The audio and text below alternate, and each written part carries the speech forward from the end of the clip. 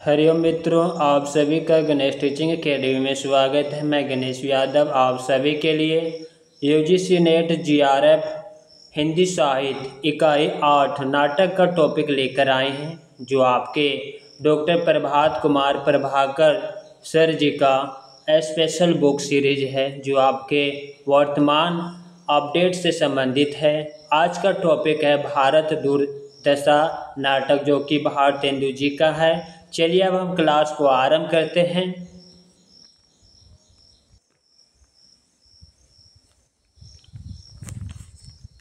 भारत दुर्दशा नाटक से संबंधित देखते हैं कि क्या क्या इसमें महत्वपूर्ण है, जो आपके परीक्षाओं के लिए अति महत्वपूर्ण हो।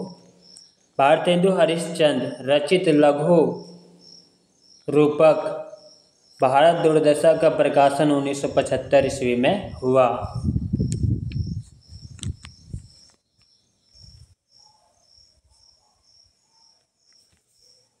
मित्रों, आपका प्रकाशन वर्ष यहाँ पर मिस्टेक है। भारत दुर्दशा नाटक का प्रकाशन 1880 ईस्वी में हुआ है। यहाँ पर टाइपिंग में थोड़ा सा मिस्टेक हो चुका है। चलिए आगे देखते हैं। भारत दुर्दशा नाटक 6 अंकों में विभक्त एक दुखांत नाटक है। मित्रों, जहाँ पर भी टाइपिंग मिस्टेक होगा वहाँ पर हम बता देंगे, इसलिए आप लोग को चिंता करने की आवश्यकता नहीं है।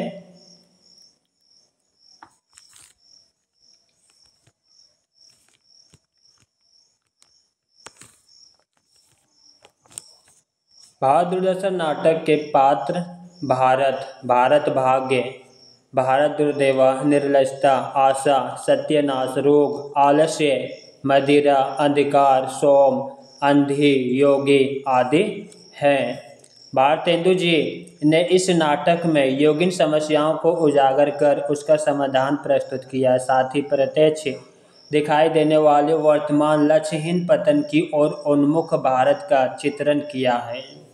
भारतेंदु जी के लिए भारत की परतंत्रता से ज़्यादा भारतीय समाज के पतन उन्मुखता शोचनीय है।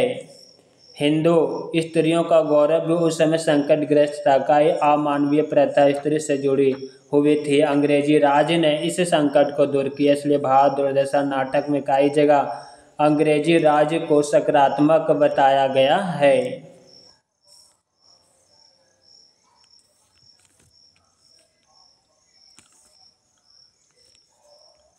भारतेंदु जी लोगों के निराशावादी, लक्ष्यहीन और पतन उन्मुख सोच को भारत दुर्दशा का कारण माना तथा समाज में जो आर्थिक व धार्मिक संरचना है वह समाज की नींव को खोखला कर रही है। आपस में भेदभाव, जाति का वर्गीकरण, कुमति, आलस्य का वर्चस्व आदि अनैतिक रूढ़ि को भी भारत दुर्दशा का कारण माना है।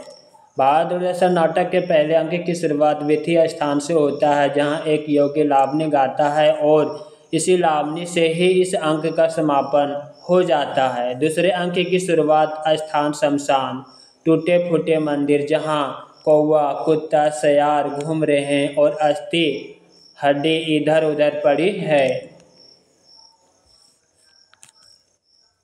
दूसरे अंक में ही भारत का प्रवेश होता है, जो कटे फटे कपड़े पहने, सिर पर अर्धकिरीट, हाथ में टेकने की छड़ी और शिथिल अंक। दूसरे अंक में निर्लजता का प्रवेश होता है, जिसका सिर खुला, ऊंची चोली दुपट्टा ऐसा गिरता पड़ता है कि अंग खुले खनगियों सावे से बना हुआ है।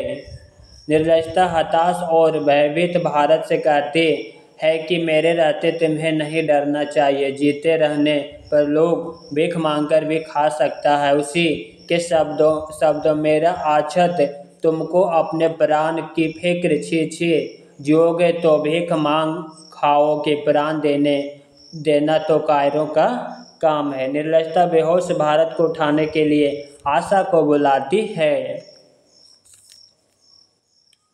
द्वितीय अंक में ही लड़की के वेश में आशा का प्रवेश होता है। तीसरे अंक की शुरुआत मैदान से होता है, जहां से फौज के डेरे दिखाई देते हैं। तीसरे अंक की शुरुआत में ही भारत दुर्दैवा आगमन होता है, जो क्रूर आधा क्रिस्तानी आधा मुसलमानी वेश है, हाथ में नंगी तलवार लिए हुए है। बहादुर देवा आते ही भारत को लड़काता है और उसे मूर्ख बताते हुए कहता है कि अब भी परमेश्वर और राज राजेश्वरी पर भरोसा करने वाला भारत की क्या क्या दुर्दशा करता हूँ देखो। बहादुर देवा नाचते हुए गाता, अरे उपजा ईश्वर कोप से ओ आया भारत बीच,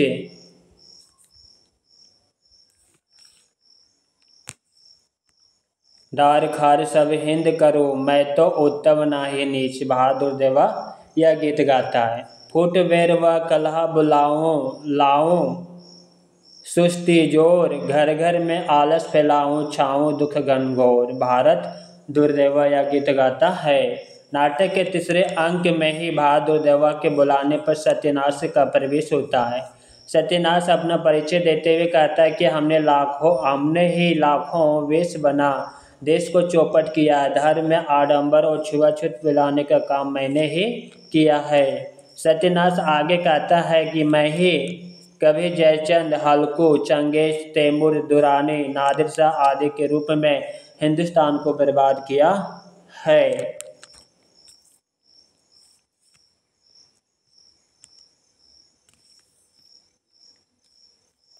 सत्यनाश कहता है कि मेरे आगे किसी की नहीं चल सकती क्योंकि मेरे पास कल, बल और छल तीनों है। सत्यनाश धर्म में आए पाखंड, छुआछूत के साथ वेदांत पर व्यंग करते हुए कहता है कि इसके कारण लोग अभिमानी, ईश्वर विमुख, असने शून्य हो गए हैं।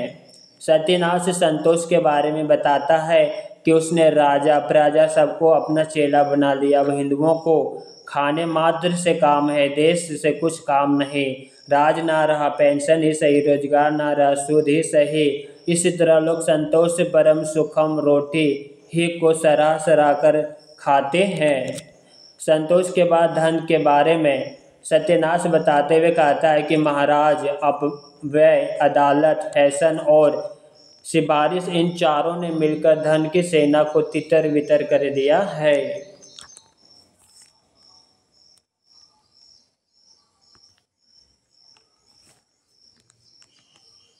सत्यनाश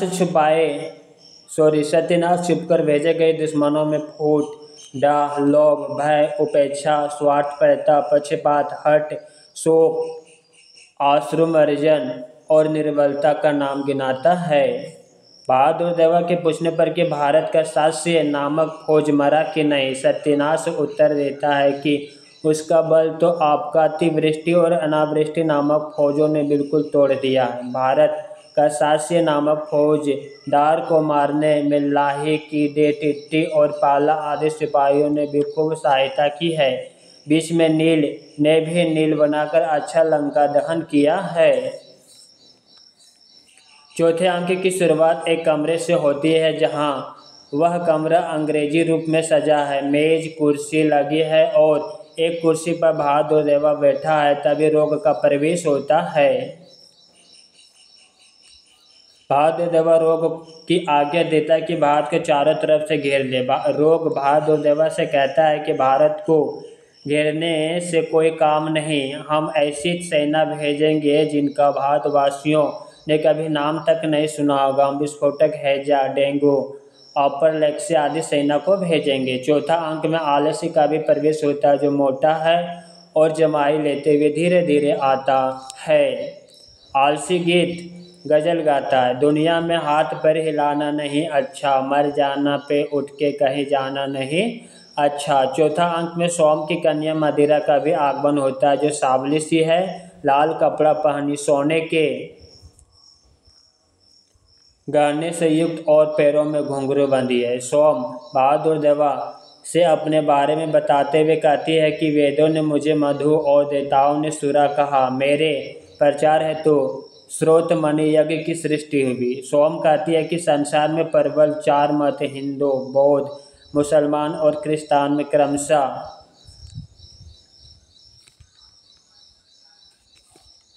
हिंदू में सोमपान, बौद्ध में विराचमन, मुसलमान में सारा बुनत हुरा और क्रिस्तान में बाप तेजिक वाइन नाम से जानी जाती हो। चतुर्थ अंक में ही अंधी भी प्रवेश करती है और गाती है, जय जय कलयुग राज की जय महामोह महाराज की। आंधी बहादुर देवा को अपना परिचय बताते हुए कहता है कि हमारा जन्म सृष्टि संहारक भगवान तमोगुण से हुआ है तथा चोर उलूक और लपटों के हम एकमात्र जीवन है। 5वें अंक की शुरुआत किताब खाना से होता है, जहां 7 सभ्यों की एक कमेटी, एक छोटी सी कमेटी, सभापति चक्करेदार, टोपी पहने, चश्मा लगाए, छड़ी लिए, 6 सभ्यों में एक बंगाली, एक महाराष्ट्री, एक अखबार हाथ में लिए एडिटर, एक कवि और 2 देसी महाशय उपस्थित हैं।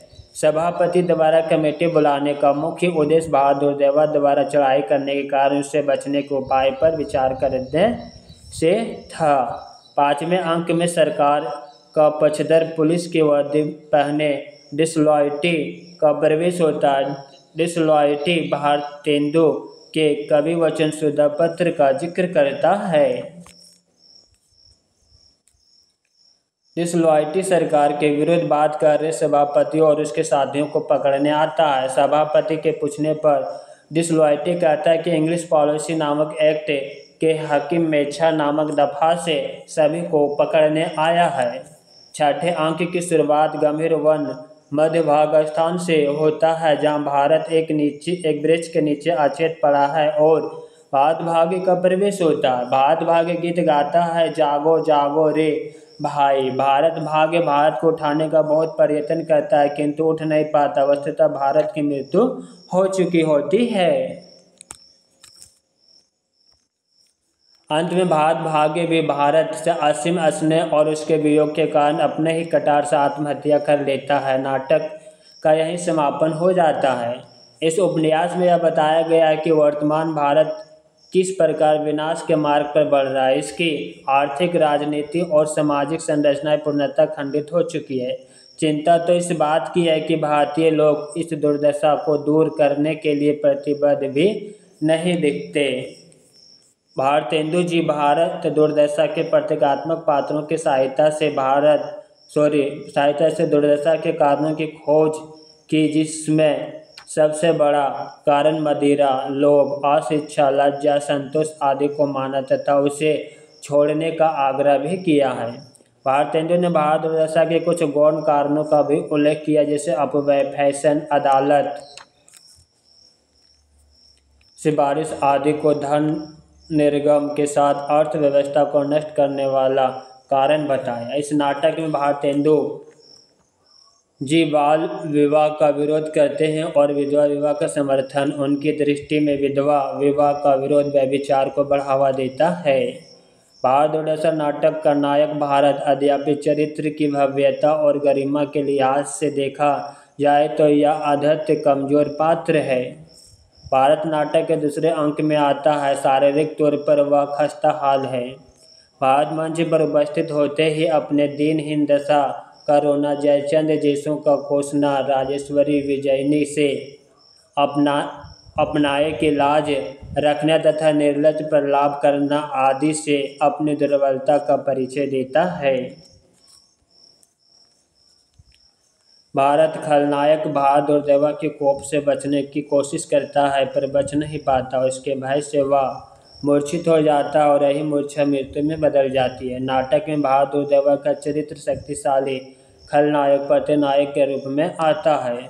तीसरे अंक में उपस्थित होने वाला बहादुर देवा की वेशभूषा क्रूर, आधा क्रिस्तानी आधा मुसलमानी तथा साथ में नंगे तलवार लिए हुए दिखाया गया है। बहादुर देवा आते ही सबसे पहले भारत को ललकारता है, फिर नाचने गाने लगता है। बहादुर देवा सत्यानाश, फौजदार सहित आलस्य, मदिरा, अंधकार आदि समस्त सहयोगियों को भारत को चारों तरफ से घेर कर मारने का आदेश देता है। भारतेंदु के इस नाटक में भारत भाग्य के द्वारा भारतीय मानसिकता में भाग्य के बारे में व्यक्त श्रद्धा चेतना को मूर्त रूप देने का प्रयास किया। भारत भाग्य भारत का एक सहयोगी चरित्र के रूप में भी आया। नाटक में भारत भाग्य की असफलता को दिखाकर भारतेंदु जी ने भाग्यवादियों पर तीखा निशाना साधा है। भारत भाग्य नाटक में भले अपने उद्देश्य को पाने में असफल रहा, किंतु राष्ट्रव्यापी जन जागरण में उसकी महत्वपूर्ण भूमिका रहती है। भारत भाग्य के संवादों की खासियत है कि वह सीधा दर्शकों से संबंधित है। वह भारत को जगाने की कोशिश करता है। उसका गान एक तरफ से भारत के जातीय गौरव का गान है।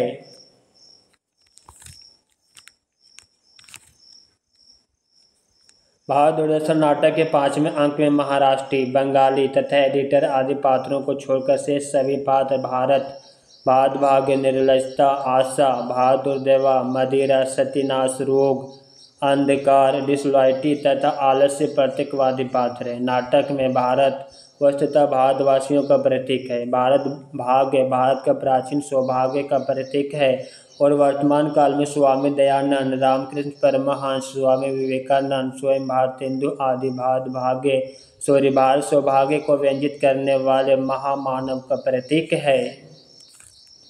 बहादुर देवा का आधा क्रिस्तानी वेश अंग्रेजों की रिश्वत, आर्थिक दुर्दशा और महामारियों का प्रतीक और आधा भाग शोषण अत्याचार की कहानी का है। नाटक में आए सत्यानाश अधर्म, अनीति और अत्याचार का प्रतीक। नाटक में आए संतुष्ट व्यक्ति के आकर्मण्यता का प्रतीक है। भारत दुर्दशा नाटक के सभी 6 अंकों में प्रथम अंक सबसे छोटा और इसमें केवल एक कविता लावनी है। प्रथम अंक की शुरुआत एक योगी के गान से होता है और उसी से समाप्त भी हो जाता है। छठे अंक में केवल भारत भाग्य नामक पात्र ही आया और वह भारत की दुर्दशा और प्राचीन महत्ता के बारे में बताता अंततः आत्महत्या भी कर लेता है।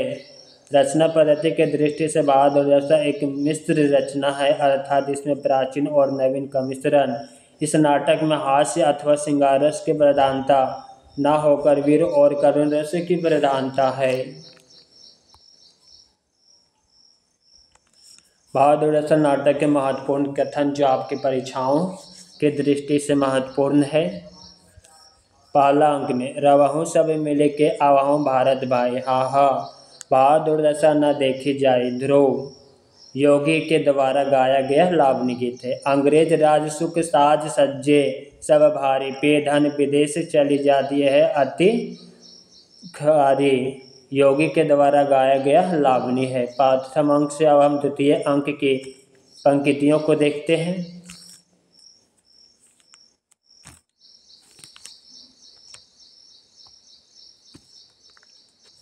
दूसरा अंक की पंक्ति को देखते हैं।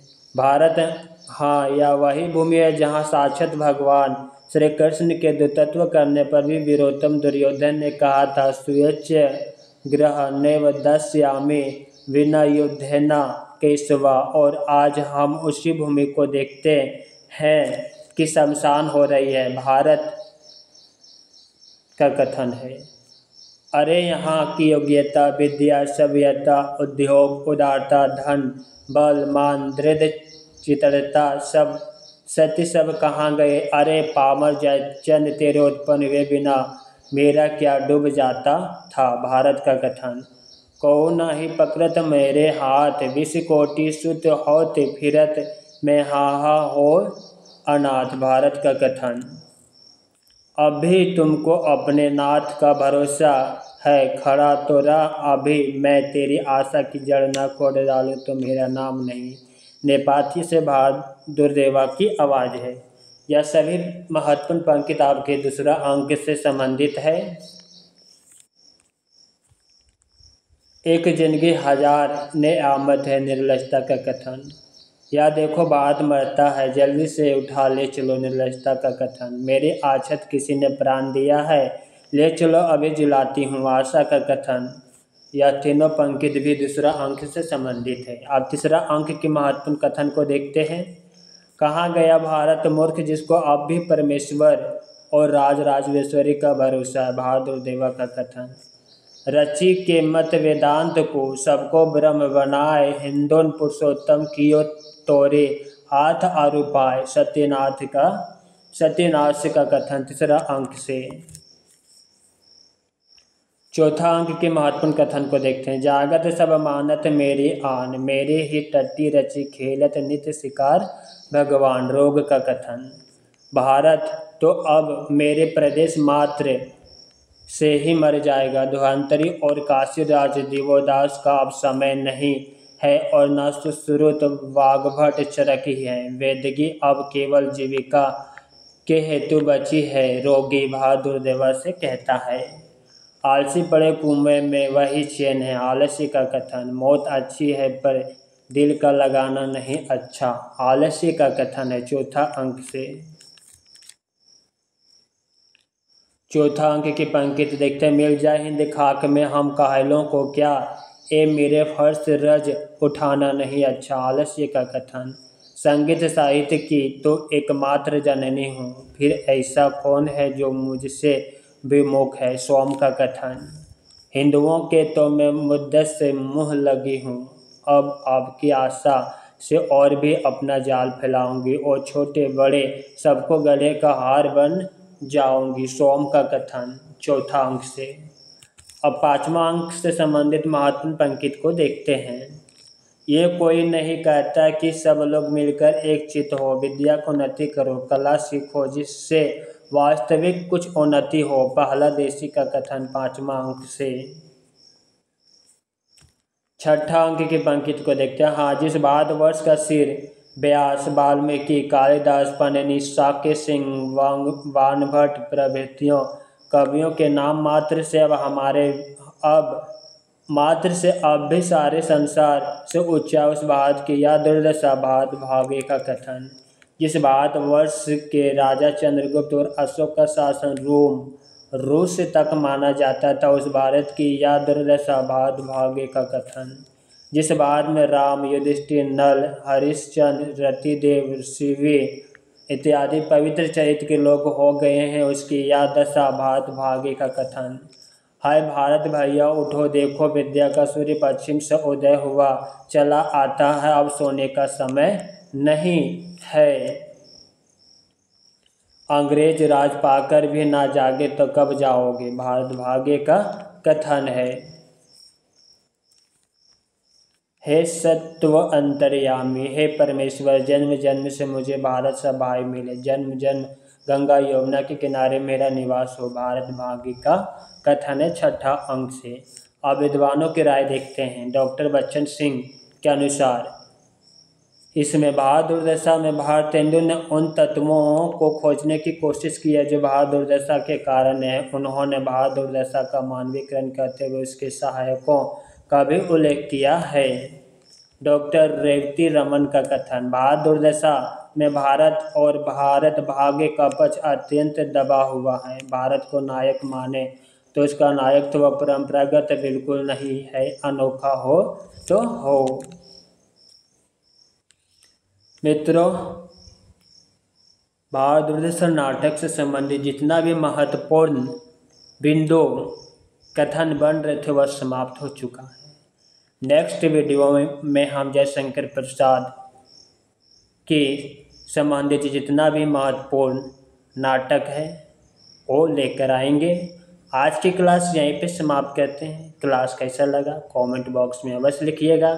साथ ही अपने मित्रों को शेयर करना मत भूलिएगा, क्योंकि यह प्रभात कुमार प्रभाकर सर जी का बुक सीरीज चल रहा है जो आपके यूजीसी नेट जीआरएफ के लिए वर्तमान पैटर्न के लिए अति महत्वपूर्ण है। हरि ओम।